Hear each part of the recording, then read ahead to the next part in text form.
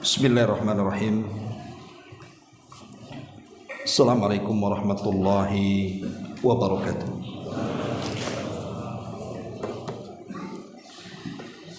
Alhamdulillah wassalatu wassalamu ala Rasulillah wa ala alihi wa sahbihi wa mawalah wa la hawla wa la quwata illa billahi wa ba'du. Alhamdulillah, segala puja dan puji hanya milik Allah subhanahu wa ta'ala. Salawat dan juga salam kita hadiahkan kepada Rasul kita Nabi besar Muhammad sallallahu alaihi wa ala alihi wasallam. Kita lanjutkan kembali kajian Kitab Tauhid dan kita masuk pada bab qaulullahi azza wa jalla, innama dzalikumus syaitanu yukhawwifu awliya'ahu fala takhafuhum wa khafuni in kuntum mu'minin. Bab firman Allah subhanahu wa ta'ala, sesungguhnya mereka tidak lain hanyalah setan yang menakut-nakuti dirimu dengan semua kawan-kawannya dari kalangan orang-orang musyrik. Oleh karena itu janganlah kalian takut kepada mereka, tapi takutlah kepadaku jika kalian benar-benar beriman kepada Allah Azza wa Jalla. Bab ini menjelaskan kepada kita tentang amalan-amalan hati. Karena sebelumnya juga kita sudah menjelaskan bahwa pengarang setelah menjelaskan berbagai macam kesyirikan,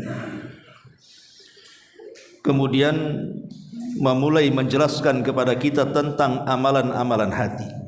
Salah satunya al-hub, cinta, dan sekarang masuk pada amalan hati yang kedua, al-khawfu, perasaan takut. Sebelum kita jelaskan tentang dalil-dalil dari Al-Quran dan Sunnah Nabi sallallahu alaihi wasallam dalam bab ini, sedikit kita berikan gambaran. Ma'asyiral muslimin wal muslimat rahimakumullah. Kita tahu bahwa ahli sunnah wal jamaah mengatakan bahwa ibadah hati itu harus terdiri dari 3 perkara, dan ini wajib pada setiap ibadah yang kita lakukan, sebab satu saja hilang akan mempengaruhi ibadah kita. Apa itu? Yang pertama al-hubbu, perasaan cinta. Kemudian yang kedua al-khawfu, perasaan takut. Kemudian yang ketiga ar-raja'u, perasaan harap. 3 perkara ini harus terkumpul dalam satu waktu pada setiap ibadah kita, baik ibadah badan atau ibadah harta. Karena yang menentukan ibadah badan dan harta itu adalah ibadah hati. Kalau ibadah hati ini baik, maka ibadah badan dan harta dianggap baik. Tapi kalau ibadah hati ini buruk, maka seluruh ibadah badan dan seluruh ibadah harta pun menjadi buruk. Dan itu berdasarkan sabda Nabi sallallahu alaihi wasallam, ala wa inna fil jasadi mudghah idza saluhat saluhal jasadu kulluh wa idza fasadat fasadal jasadu kulluh ala wahiyal qalb. Ingatlah pada jasad kita semua ini ada segumpal daging. Kalau gumpalan daging ini baik, maka akan mengakibatkan seluruh badannya baik. Tapi kalau segumpal daging ini rusak, maka akan mengakibatkan kerusakan seluruh badannya. Itulah hati, kata Rasul. Jadi hati itu menentukan seluruh anggota badan. Syekhul Islam Ibn Taimiyah rahimahullahu ta'ala dalam kitabnya Majmu'ul Fatawa mengatakan, Man abadallaha bil hubbi wahdahu fahuwa zindikun, wa man abadahu bil khawfi wahdahu fahuwa haruriyun, wa man abadahu bir raja'i wahdahu fahuwa murji'un, wa man abadahu bil hubbi wal khawfi war raja'i fahuwa mu'minun muwahhidun. Kata Syekhul Islam Ibn Taimiyah menukilkan perkataan salaf. Beliau mengatakan, barang siapa yang menyembah Allah dengan perasaan cinta saja, maka dia akan menjadi zindik, munafik. Dan barang siapa yang hanya beribadah kepada Allah dengan menanamkan perasaan takut saja, maka dia akan menjadi khawarij. Dan barang siapa yang beribadah kepada Allah dengan mengharap saja, maka dia akan menjadi murji'ah. Tapi barang siapa yang menyembah Allah dengan cinta, takut dan harap, itulah seorang mukmin yang mentauhidkan Allah Subhanahu wa taala. Karena begini ikhwatu fiddin, muliakan Allah Subhanahu wa taala, di masyarakat banyak ada orang-orang itu yang mencukupkan beribadah kepada Allah itu dengan menanamkan perasaan cinta saja. Tidak perlu kita takut, tidak perlu kita mengharap. Kalau memang ini yang diperlukan dalam beribadah kepada Allah Subhanahu wa taala, bahwa ketika beribadah itu cukup cinta saja, maka tidak ada manusia yang masuk ke dalam neraka, ikhwan. Pasti semua manusia masuk surga. Lalu apa gunanya Allah menciptakan neraka kalau begitu? Karena semua agama itu mencintai Allah. Orang-orang Yahudi, mereka mengklaim mereka adalah orang-orang yang dicintai Allah. Apa kata Allah? Nahnu abna'ullahi wa ahibbah. Kami bangsa Yahudi adalah putra-putra Allah dan manusia-manusia yang dicintai Allah Subhanahu wa taala. Artinya orang-orang Yahudi juga beribadah kepada Allah dengan perasaan cinta. Tetapi kecintaan mereka palsu. Makanya Allah Subhanahu wa taala katakan, "Qul falima yu'adzibuhullah. Falima yu'adzibukum bidzunubikum." Katakan ya Muhammad kepada mereka, kalau memang kalian anak-anak Allah, orang-orang yang dicintai Allah, lalu kenapa Allah mengazab kalian dengan dosa-dosa kalian? Lihat Ashabus Sabti yang dihapus badan dan muka mereka menjadi kera-kera dan babi. Lihat orang-orang yang meminta kepada Nabi Musa alaihi salatu wasalam agar melihat Allah, tiba-tiba dikirim halilintar dan membunuh mereka semuanya. Qul falima yu'adzibukum bidzunubikum. Kalau memang kalian putra-putra Allah, manusia-manusia yang dicintai Allah, kenapa Allah mengadab kalian? Berarti cinta kalian tidak benar. Kalau cinta kalian benar kepada Allah Subhanahu wa taala, tentu kalian tidak mungkin menghina Allah dengan mengatakan innallaha faqir wa nahnu aghnia. Allah itu fakir, kami yang kaya, katanya. Tetapi garis besarnya orang-orang Yahudi mengklaim mencintai Allah, walaupun cinta mereka palsu. Bahkan kalau kita lihat orang-orang Nasrani, mereka mengklaim bahwa agama yang dibawa Isa itu adalah dinul hub, agama yang penuh dengan cinta, dengan kasih. Makanya orang Nasrani selalu kan seperti itu, mengklaim agama yang dibawa oleh Isa itu adalah agama yang penuh dengan kasih. Artinya orang-orang Nasrani juga mencintai Allah, cuman kecintaan mereka hanya di lisan saja, karena mereka juga mencela Allah Subhanahu wa taala. dan mengatakan innallaha tsalitsu tsalatsa. Allah itu satu di antara tiga Tuhan. Bahkan mereka mengatakan wa qalatin nasara al-masih ibnullah. Orang Nasrani mengatakan Isa itu putra Allah. Bahkan yang lebih parah lagi, mereka mengatakan Isa itu adalah Allah subhanahu wa ta'ala.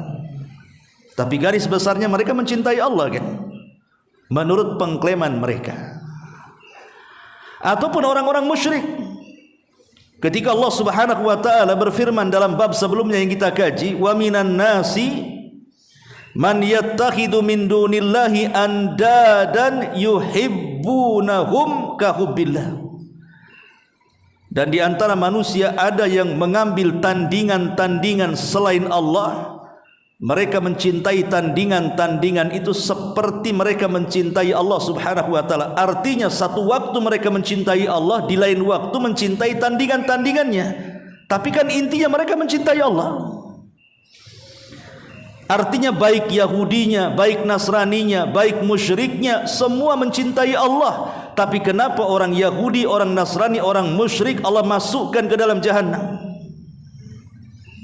Kata Nabi SAW, tidaklah Yahudi ataupun Nasrani yang mendengar kedatanganku kemudian tidak beriman denganku kecuali mereka akan menjadi penduduk jahannam. Dari sini kita tahu bahwa ibadah dengan cinta saja tidak cukup, gitu maksudnya. Karena semua manusia juga mencintai Allah. Kalau itu dasarnya, maka tidak ada neraka, semua pasti masuk surga. Ma'asyiral muslimin yang dimuliakan Allah Azza wa Jalla, sehingga diperlukan bab yang kita akan kaji ini. Bukan hanya sekedar cinta, tanamkan juga takut. Kemudian nanti ada bab juga tanamkan sifat harap. Karena tiga perkara ini disebut rukun-rukun ibadah hati. Rukun ibadah hati itu cinta, kemudian takut, kemudian harap. Makanya Imam Ibnul Qayyim rahimahullahu ta'ala mempermisalkan tiga ibadah ini seperti seekor burung. Kepala burung itulah al-hub, cinta. Kemudian sayap kanan burung itu al-khawf, perasaan takut. Kemudian sayap kiri burung itu ar-raja, perasaan harap. Kalau burung itu lengkap, ada kepalanya, ada dua sayapnya, dan dia hidup, pasti burung itu terbang. Tapi kalau burung itu hanya ada sayapnya saja, walaupun lengkap dua-duanya, tapi tidak ada kepalanya, terbang burung itu? Burung nggak ada kepalanya, nggak mungkin terbang, matilah burung tak ada kepala. Oke lah ada kepalanya, dia hidup.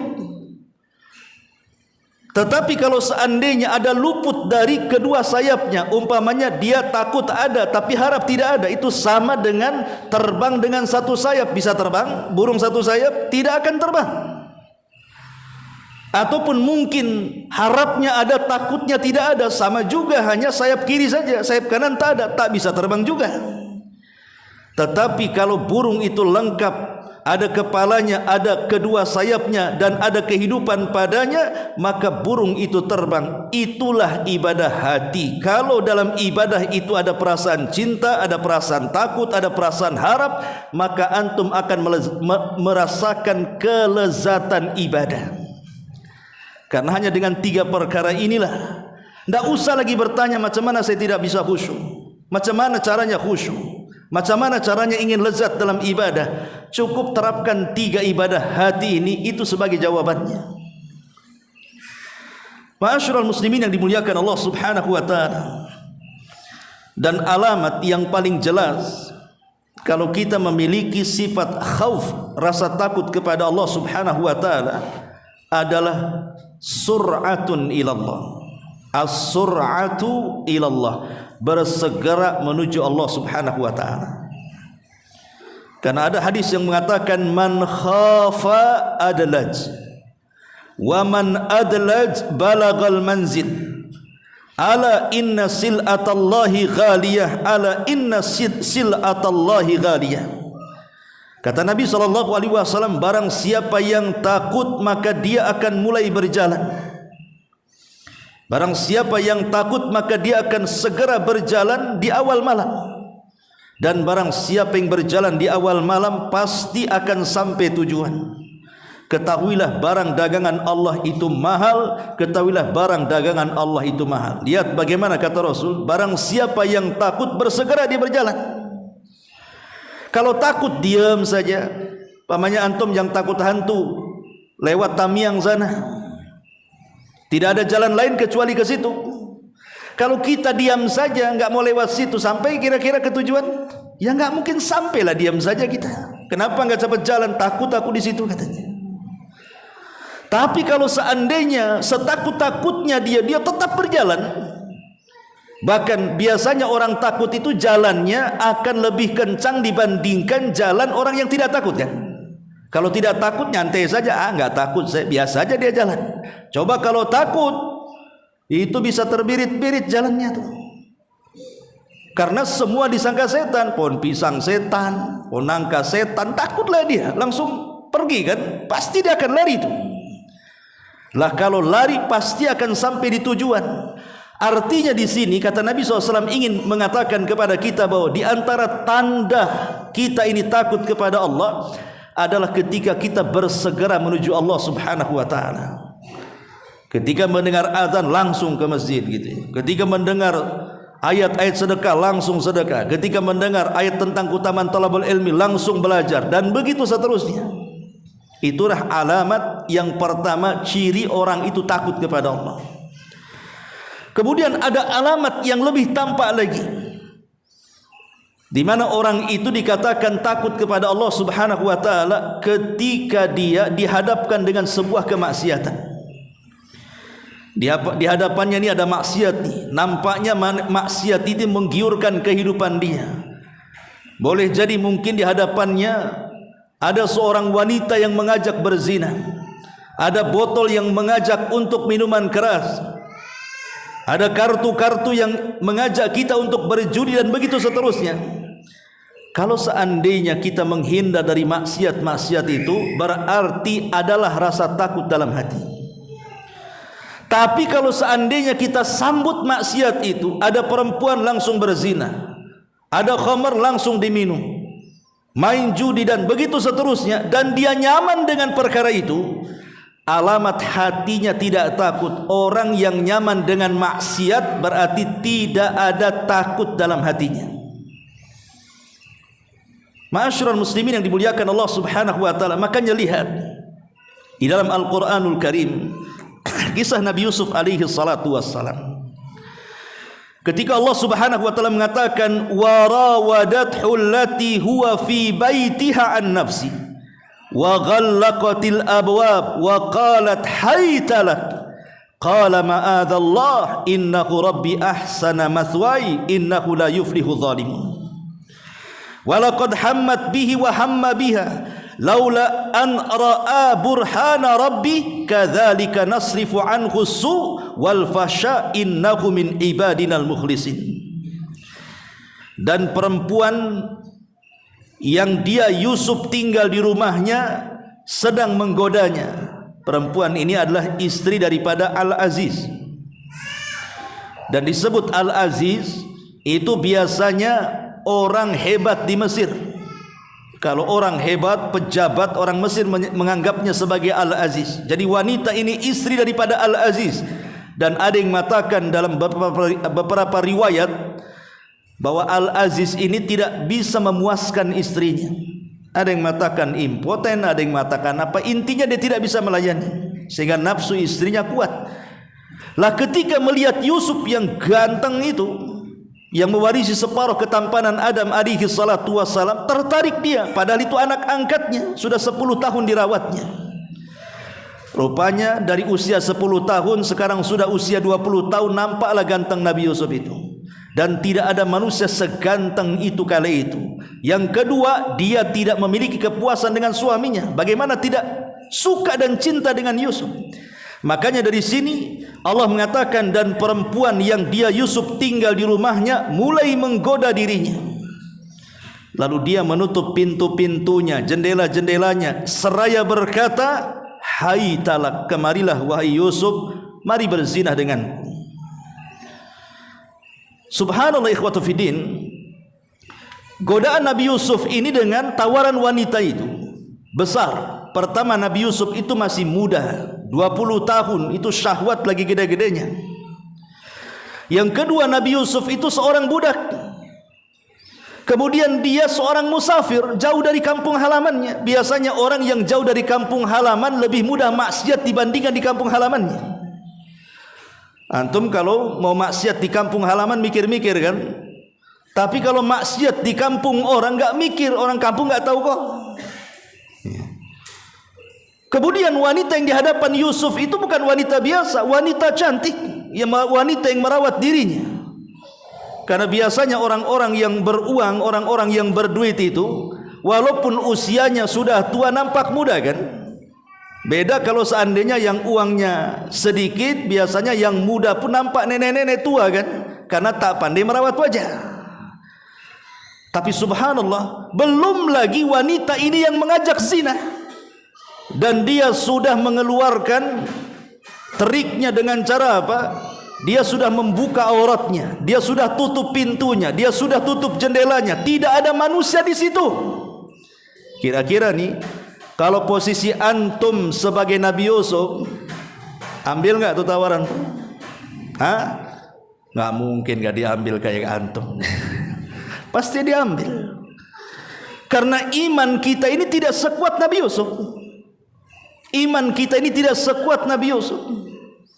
Jangankan anak muda, nenek-nenek pun mungkin diterima pula tawarannya.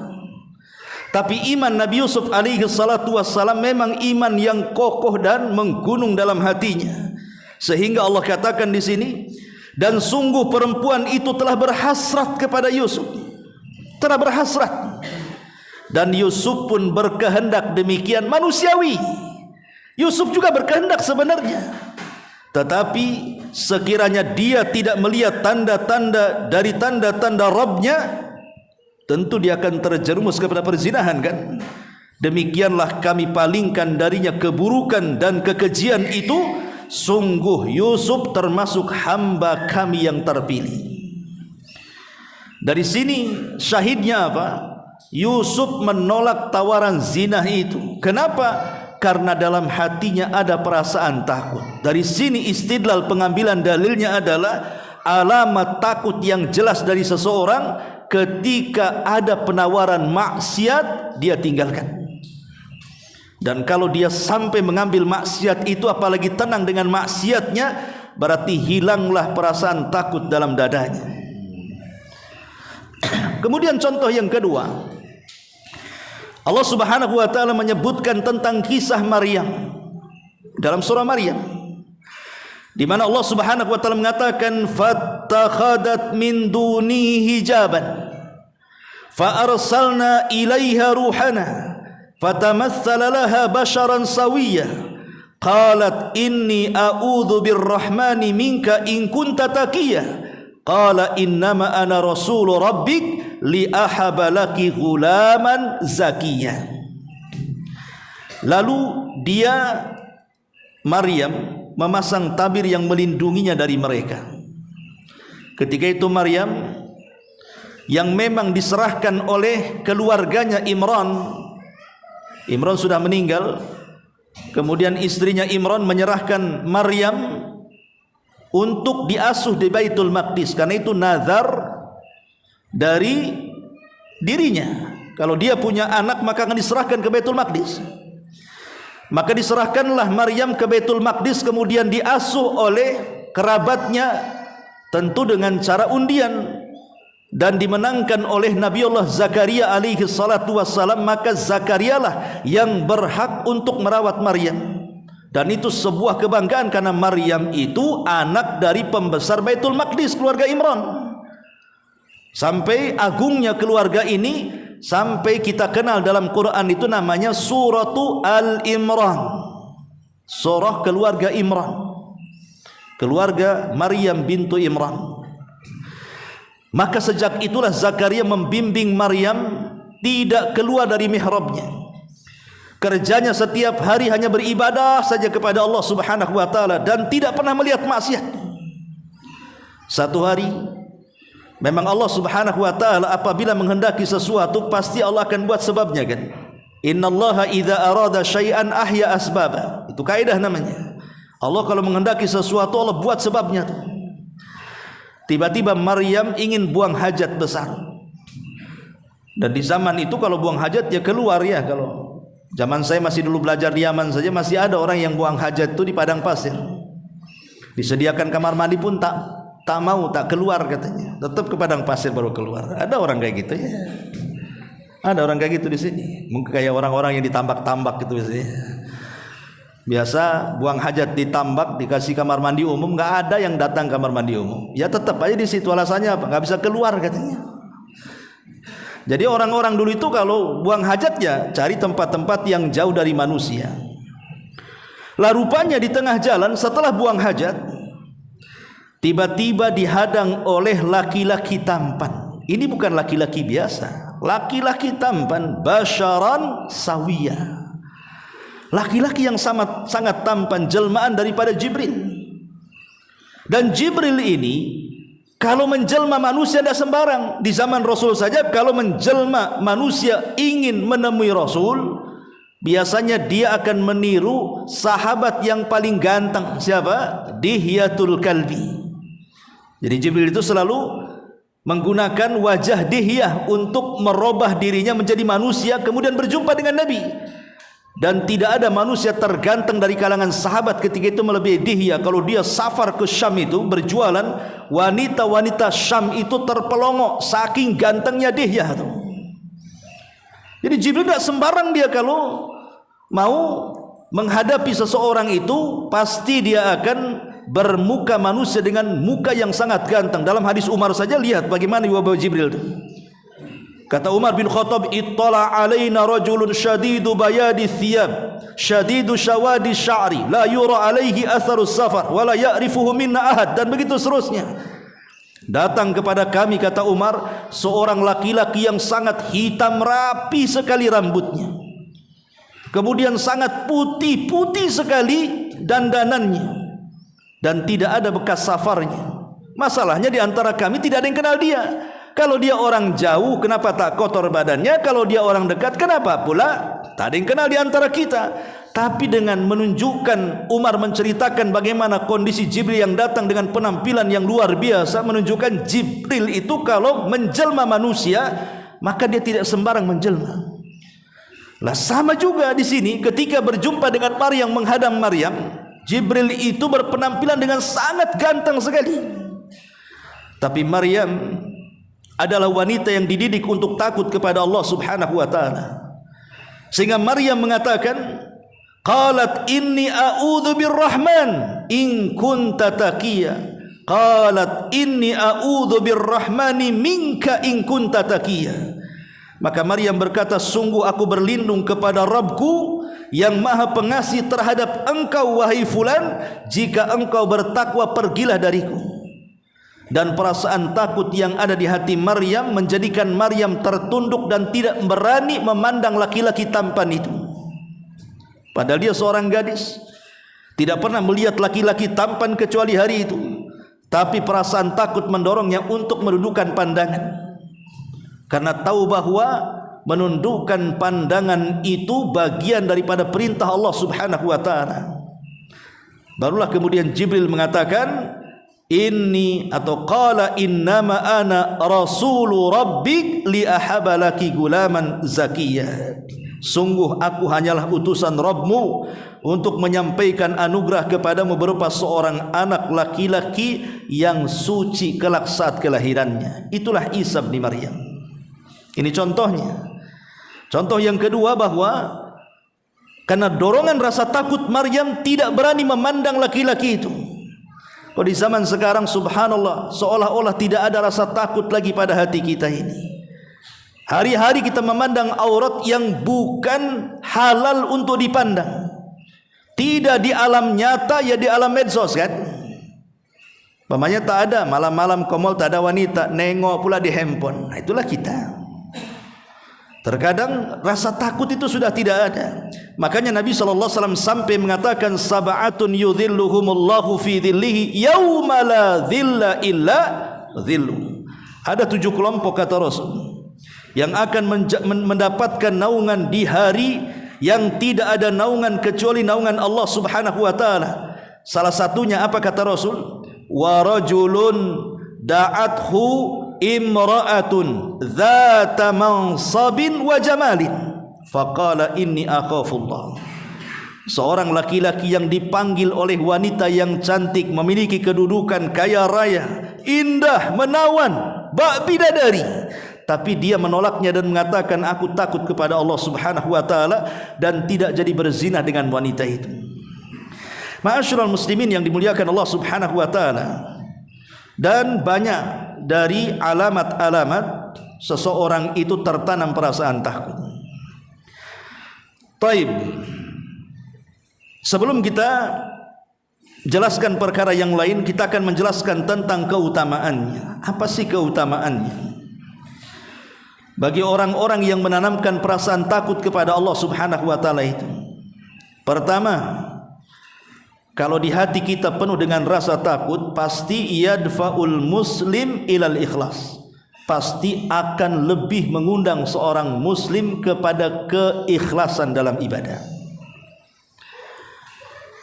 Karena Allah Subhanahu wa taala mengatakan dalam surah Al-Insan ayat 9 dan 10, innama nut'imukum liwajhillah la nuridu minkum jazaan wala syukura inna nakhafu mir rabbina yawman abusan qamtariran. Inna nakhafu mir rabbina. Di sini syahidnya. Sesungguhnya kami memberi makan kepada kalian itu karena Allah. Kami tidak menghendaki dari kalian balasan ataupun syukur. Kami hanya takut dari Rabb kami saja. Menunjukkan apa? Keikhlasan kepada Allah Subhanahu wa taala. Yang kedua, al-khaufu yadfa'ul muslim lil qiyami bil a'malis salihati. Rasa takut mendorong seorang muslim untuk bersegera beramal saleh. Sebutkan dalam surah Nur ayat 36-37.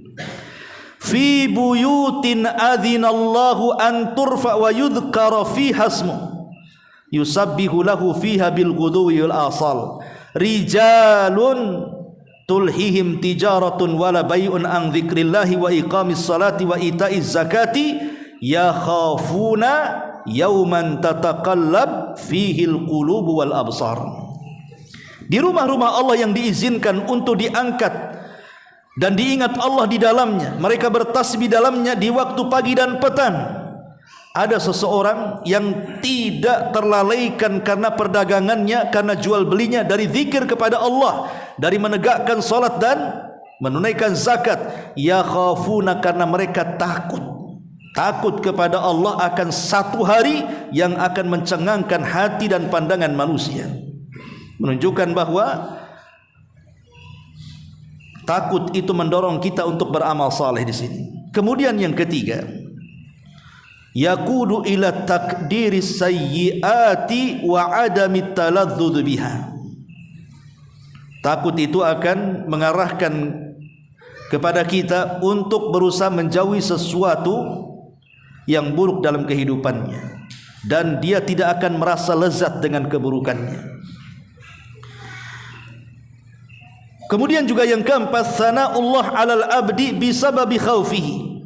Yang keempat, Allah akan memuji seorang hamba yang dipenuhi dengan perasaan takut. Dan itu Allah Subhanahu wa taala sebutkan dalam surah Al-Anbiya ayat 90.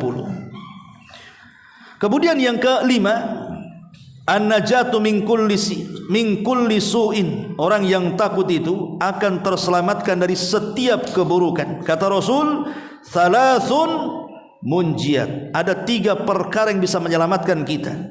Khasyatullahi fi syirri wal alaniyah, wal adlu fi ridha'i wal ghadab, wal qasdu fil ghina wal faqr. Kata Rasul, 3 perkara yang menyelamatkan itu: pertama, perasaan takut baik dikala sendirian ataupun dikala keramaian. Yang kedua, adil, baik dikala redha ataupun murka. Yang ketiga, sederhana, hidup baik dikala dia kaya ataupun miskin. Maka 3 perkara ini bisa menyelamatkan hidup kita.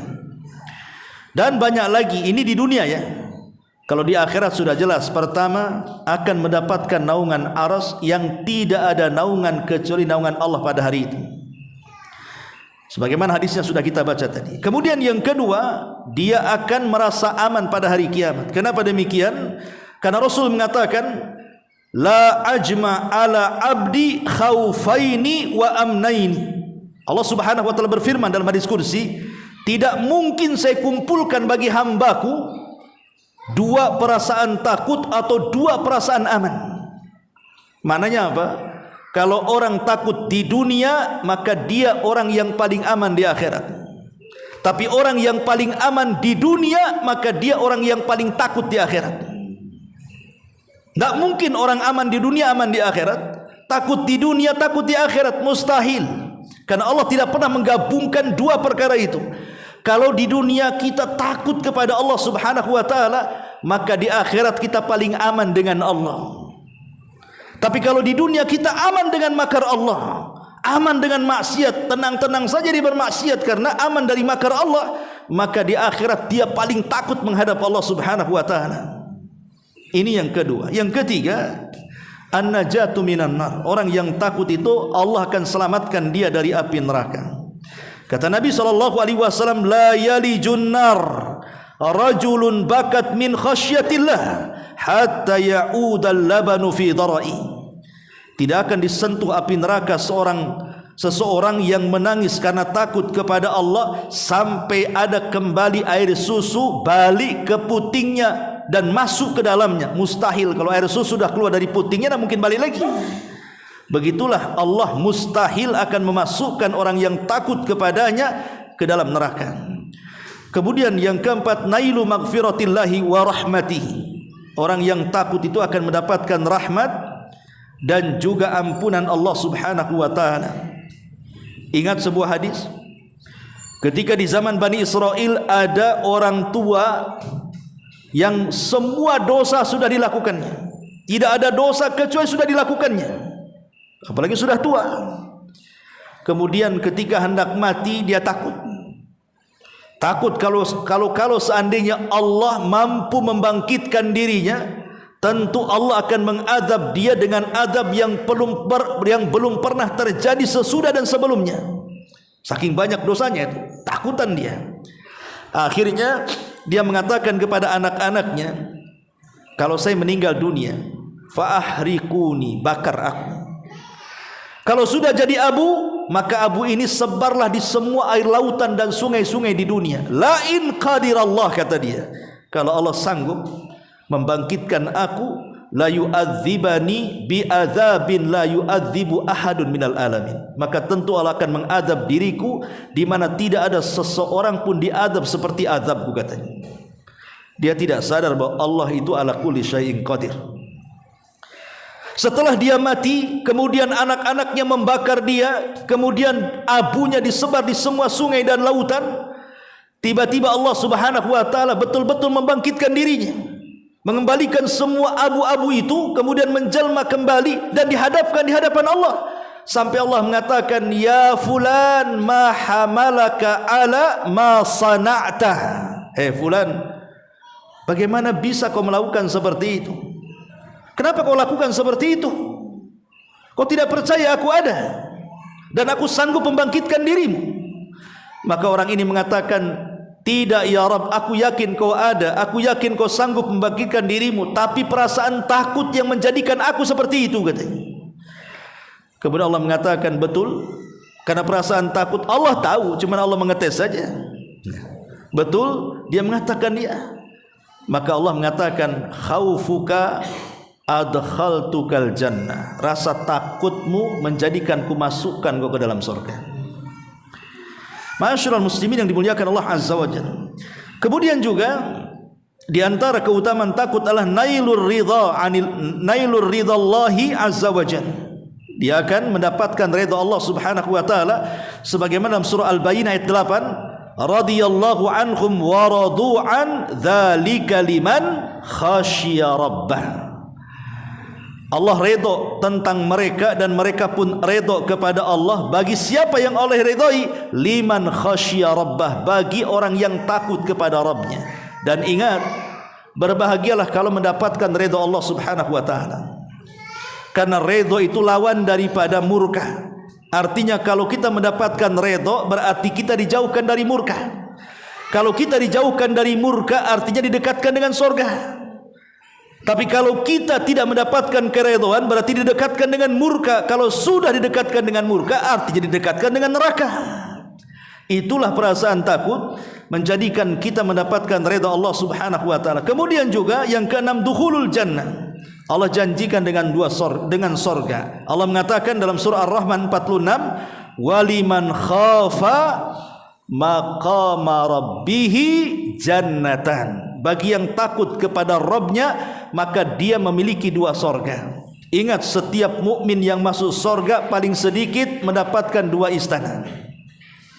Setiap mukmin yang masuk ke dalam sorga paling sedikit mendapatkan jannatan, dua sorga, dua istana. Yang satu solid milik dia karena amalannya. Yang satu milik orang kafir yang masuk neraka dan tidak akan pernah masuk ke dalam sorga, Allah wariskan kepada kita. Makanya Allah mengatakan waliman khafa maqama rabbihi jannatan. Jannatan, dua sorga. Kemudian yang nomor 7, qurratul ain wan naimul kabir fil jannah. Bukan hanya sorga saja, tapi segala kenikmatan bidadarinya, kenikmatan besarnya semua Allah berikan kepadanya. Tatajafa junubuhum anil madaji'i yad'una rabbahum khaufan wa tama'an wa mimma razaqnahum yunfikun. Lambung mereka jauh dari tempat pembaringan mereka, artinya bangun tengah malam kemudian tahajud. Yad'una rabbahum, mereka berdoa kepada Allah dalam posisi khaufan, takut, wa tama'an, harap, wa mimma razaqnahum yunfikun, dan terhadap apa yang kami rizkikan mereka infakkan. Di sini syahidnya, fala ta'lamu nafsun ma ukhfiya lahum min qurrati a'yun jazaa'an bima kanu ya'malun. Maka jiwa tidak ada yang tahu seberapa indahnya bidadari itu, dan itu sebagai balasan apa yang mereka telah kerjakan. Dan banyak lagi tentang keutamaan takut itu. Ma'asyiral muslimin yang dimuliakan Allah Subhanahu wa taala. Disebutkan di antara dalil-dalil tentang 3 rukun ibadah itu di surat yang sering kita baca. Surah apa? Surah Al-Fatihah. Setiap hari kita membaca surah Al-Fatihah minimalnya 17 kali kan sehari. Itu kalau sholat wajib saja. Kalau sholat sunnah ya banyak kali, karena setiap rakaat wajib baca Fatihah. Ya. Lihat di permulaan Al-Fatihah itu, alhamdulillahi rabbil alamin, ar-rahman ar-rahim, maliki yaumiddin. Kata para ulama, di antaranya Imam Abdul Qayyim mengatakan kalimat alhamdulillahi rabbil alamin, kalimat ini melahirkan perasaan cinta. Ar-Rahman Ar-Rahim melahirkan perasaan harap, dan Maliki Yaumiddin melahirkan perasaan takut. Bagaimana caranya? Alhamdulillah, segala pujian hanya milik Allah. Orang kalau memuji tidak lain karena cinta kan? Tidak mungkin orang muji itu karena benci. Rata-rata orang benci tidak mungkin muji. Karena bagaimanapun pujian itu akan jatuh bagi mata-mata pembenci, tapi pujian itu akan muncul dari mata-mata yang cinta. Kita kalau cinta seseorang pasti dipuji dia. Kalau benci seseorang pasti akan dicela dia. Makanya pujian bagi Allah Subhanahu wa taala itu karena cinta kita kepada Allah. Di sini lahir perasaan cinta. Kemudian Ar-Rahman Ar-Rahim, Allah Maha Penyayang lagi Maha Pengasih. Ar-Rahman itu rahmat yang meliputi mukmin dan kafir. Ar-Rahim rahmat yang meliputi bagi orang-orang yang beriman saja. Ketika Allah Subhanahu wa taala menyebutkan dua kata rahmat dengan dua nama yang berbeda, Ar-Rahman nama Allah, Ar-Rahim nama Allah, tapi sifatnya sama, rahmat, kasih sayang. Kasih sayang Allah itu jauh lebih luas dibandingkan murkanya. Makanya Allah sendiri mengatakan dalam hadis kursi, inna rahmati wasi'at ghadabi, sesungguhnya rahmatku meliputi kemurkaanku. Makanya kenapa Allah buat pintu sorga itu 8, pintu neraka itu 7. Kenapa nggak disamakan saja, pintu neraka 7, pintu sorga 7? Kenapa pintu sorga ditambah 1 jadi 8 pintu? Untuk menunjukkan bahwa rahmat Allah itu lebih luas dibandingkan kemurkaannya. Ketika rahmat Allah itu luas, disinilah timbul harapan. Seberapa besar pun yang kita hadapkan dari dosa-dosa yang kita miliki, kalau kita minta ampun kepada Allah, adalah harapan Allah mengampuni kita, karena Allah itu zat yang maha rahmat lagi maha pengampun. Adapun Maliki Yaumiddin melahirkan perasaan khauf yang kita bahas.